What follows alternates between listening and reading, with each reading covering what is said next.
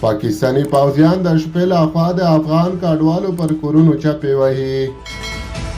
سلام ستړي مشئ په موکړی د امپراتور ټي وي یوټیوب چینل څخه تازه او مهم خبر ته. رسنیو ته رسېدلي معلومات ښیي چې پاکستاني پولیس د شپې مهال د افغان کډوالو پر کورونو چپې وهي او زندانونو ته یې وړي.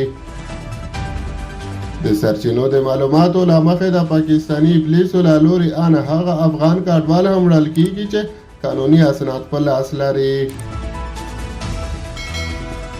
په پاکستان کې میشت افغان کډوال وایي که څه هم دوی څو ځله په دې اړه شکایتونه کړي خو غږ یې نه دی اورېدل شوی.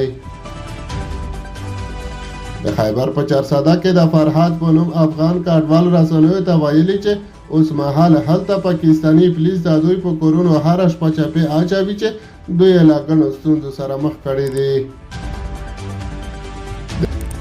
د هغه په خبره ډیری افغان کډوال د پاکستاني پولیسو له لوري وړل کیږي چې ځینې یې بیرته د پیسو په بدل کې راخوشي کیږي.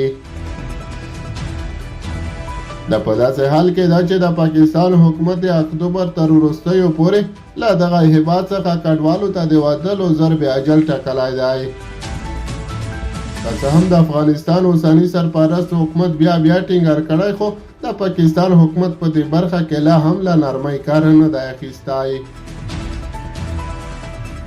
2 ورځې وړاندې د رئیس الوزرا اداري مراسیال له پاکستان غوښتي وو چې پر دې پرېکړه له سره خبر وکړي.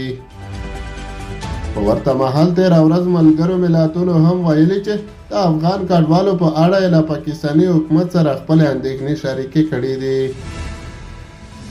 د یادونې وړ ده چې په پاکستان کې اوس مهال 3.7 میلیونه افغان کډوال ژوند کوي چې شاوخوا 600,000 د جمهوریت له سقوط وروسته دغه هیواد ته تللي دي.